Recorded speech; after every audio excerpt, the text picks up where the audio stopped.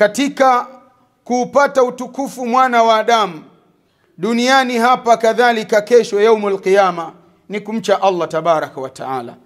Na kumcha Allah ayuha alahibba ni fi'lul awamiri wa tarku nawahi, ni kutenda yale ambayo Allah ameamrisha kwetu na kujiweka mbali na yote ambayo Allah tabaraka wa taala ameyakataza kwetu. Ndugu zangu, ukikamata njia hii ni sababu ya kufanikiwa na kufuzu. Aya 3 tulizozinukuu katika khutbatul haja, lakini pia Allah tabaraka wa taala anasema inna lilmuttaqina mafaza, kwa hakika wacha Mungu wamefuzu. Wanawazuoni wetu wa tafsiri wanaifasiri aya hii almuttaquna fazu fi dunya wal akhirah, wacha Mungu wamefuzu duniani kadhalika kesho yaumul qiyama. Namna gani mcha Mungu anakuwa amefuzu duniani?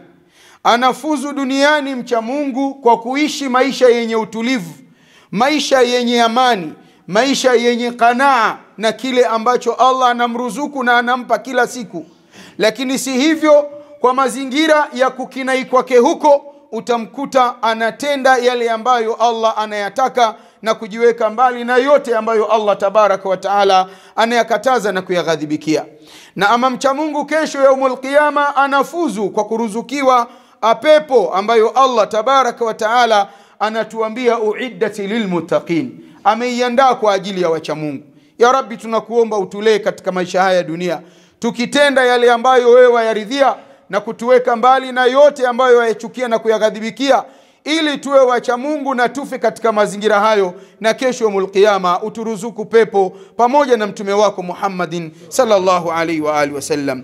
Ayuha alahibba, ama hutuba yetu katika siku ya leo itakuwa ikikumbushia kwenu almasjidu wa makanatuhu fil islami, msikiti na nafasi yake katika maisha ya Muislamu. Ni kwa nini ndugu zangu tunakumbushana juu ya hili? Tunakumbushana juu ya hili tukiwa katika kijiji hiki cha Ipululu leo tarehe 26 mwezi wa 4 mwaka 2024 Hijiria, katika mkoa huu wa Tabora. Tunasema jimbo la Igalula vijijini au wilaya ya Uyui. Tunakumbushana juu ya msikiti na sehemu yake katika Uislamu ni kwa sababu tunauzindua msikiti huu, Masjidu Taqwa, msikiti ambao walillahi alhamdu takriban 99.9 ya ujenzi wake umekamilika.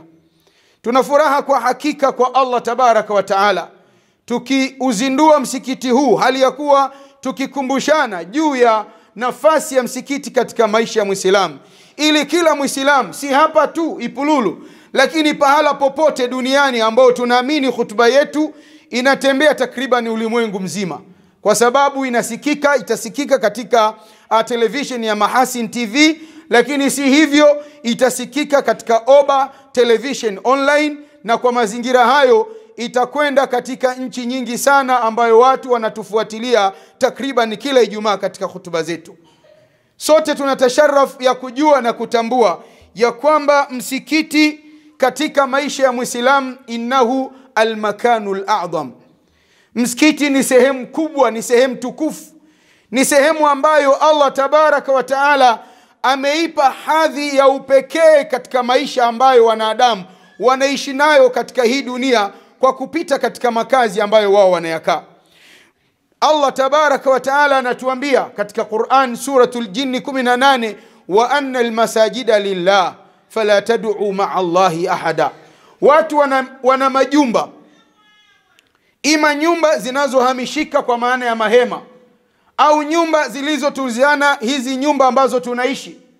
Lakini nyumba zetu zote hizi ambazo sisi tunaziishi, tunazikaa, zina mazingira tofauti na msikiti, zina hadhi tofauti na msikiti.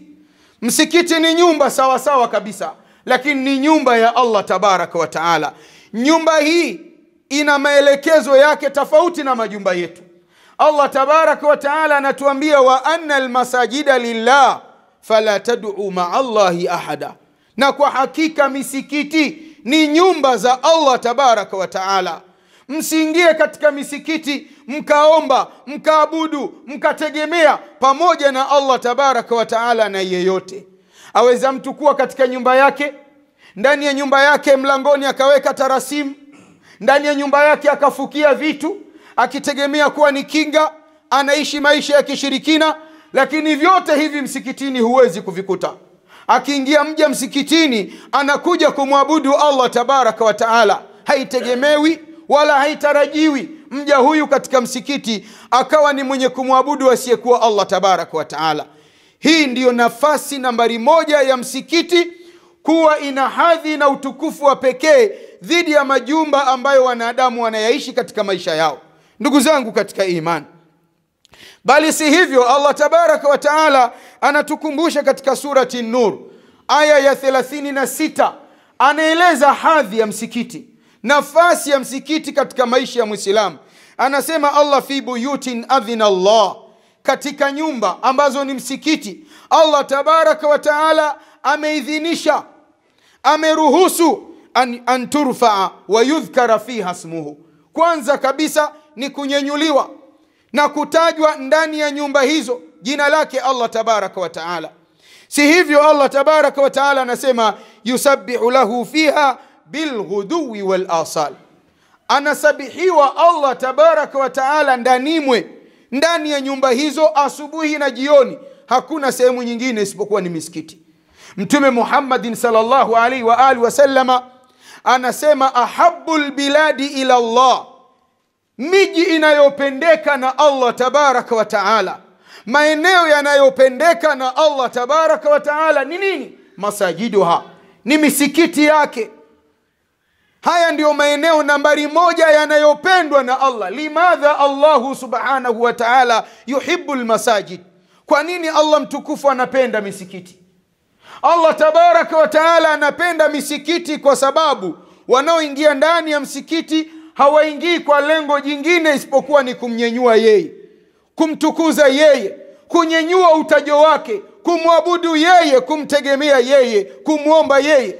Akasema Mtume Muhammadin sallallahu alaihi wa alihi wasallam, lakini kinyume na Allah kupenda misikiti, maeneo katika hii dunia ambayo wanadamu wanayapita, wanayakaa, wanayaishi, yanayochukiwa na Allah tabaraka wa taala, aswaquha, ni sehemu za masoko.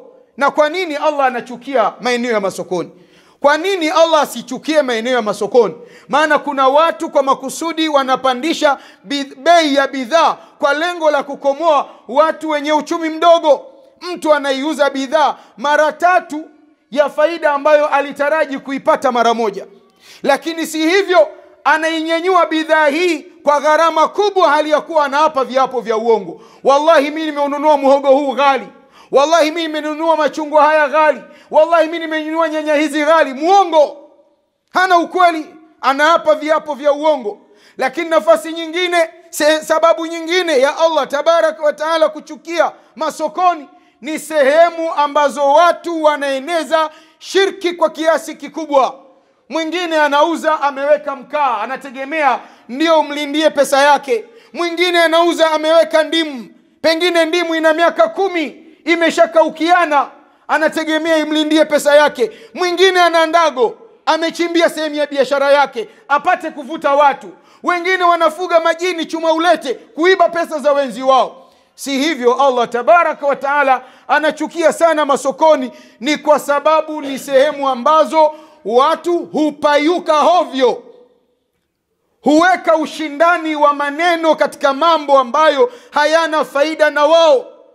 Kupayuka kunakopelekea kuwepo zogo ambalo halina faida yeyote. Lakini sababu nyingine ya Allah tabaraka wa taala kuchukia sokoni ni miongoni mwa maeneo ambayo Allah tabaraka wa taala huwasiwa mno kwa maasi ya aina mbalimbali.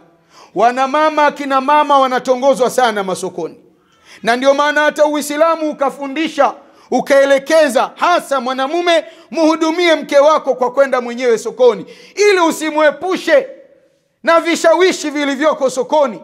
Kuna watu mitaji yao kila siku inaporomoka chini. Kwa nini inaporomoka chini? Maana yake faida ya mafungu yake 3 ya nyanya amehonga wake za watu 3, lengo awapate kazini nao. Haya ni miongoni mwa mambo yanayoonekana masokoni. Ndiyo sababu Mtume Muhammadin sallallahu alaihi wa alihi wasallam akasema miongoni mwa maeneo yanayochukiwa na Allah tabaraka wa taala ni masokoni.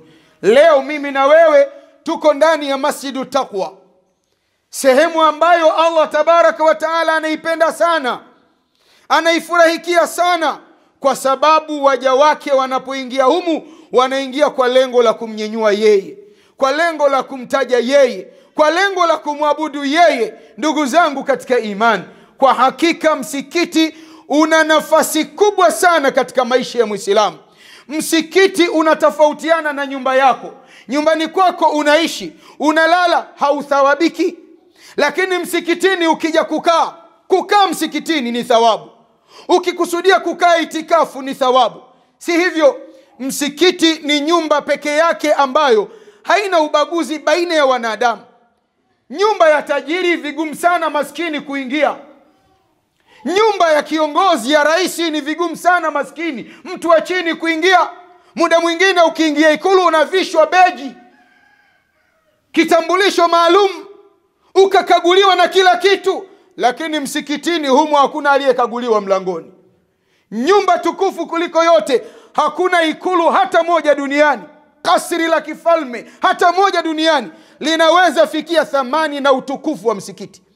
Lakini watu wanaingia pasina kukaguliwa.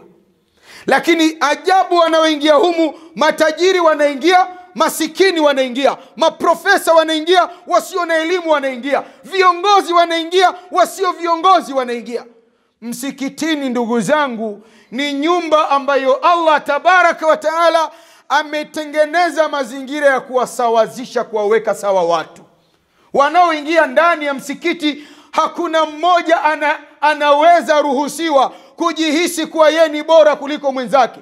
Akija rais tutaswali naye na atawajibika kukaa kwenye safu, anyoshe safu pamoja na sisi. Akija tajiri tutasimama naye, hakuna kusema kwa sababu mimi tajiri sogea pembeni yangu na we ni masikini. Ni lazima tuunganishe safu, tunyoshe safu pamoja naye ili swala zetu ziwe sahihi. Akija profesa atakaa na mimi nisiye profesa na kuwa pamoja naye katika safu, ndio utimamu wa ibada zetu. Huu ni msikiti, ndugu zangu katika imani. Ni nyumba yenye hadhi ya pekee mno katika maisha ya mwanadamu. Lakini mtihani na masikitiko yaliyo makubwa, wengi miongoni mwa Waislamu leo hawajui na hawatambui thamani ya msikiti.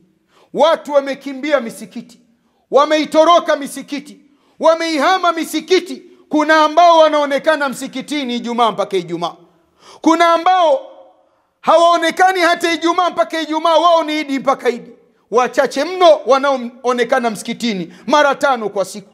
Bali wachache sana ambao wanaona vijiwe vya kujadili timu zao, vijiwe vya kujadili umbea, upashkuna, havina ubora wowote ule. Bora nikakae msikitini, ima itikafu au muda wote nitakaokuwepo msikitini nipate thawabu kwa Allah tabaraka wa taala. Mimi na wewe ndugu yangu tuko katika kijiji hiki cha Ipululu. Allah ameturuzuku msikiti, nyumba bora miongoni mwa nyumba zake. Tuitumie nyumba hii kuwa ni sababu rahisi ya kuwa karibu na Allah tabaraka wa taala.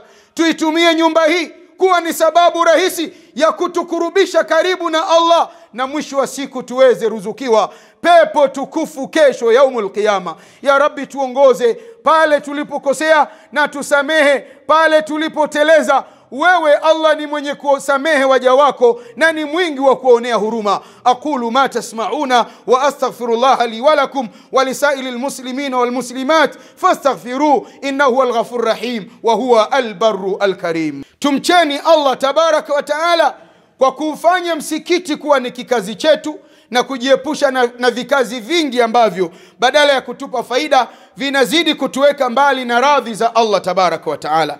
Ndugu zangu katika iman, innal muslima la budda an yuraji'a nafsahu ma'a alaqatihi bil masjid. Hakika ya Muislamu ni lazima arudi kutazama uhusiano wake na msikiti. Muislamu apekue mahusiano yake na nyumba ya Allah tabaraka wa taala. Aone msikiti una nafasi gani katika moyo wake. Ikiwa Allah mtukufu maeneo anayoyapenda ni msikiti, bila shaka ni jambo bora na la lazima mno kwa mimi mja wa Allah tabaraka wa taala kuujalia msikiti kuwa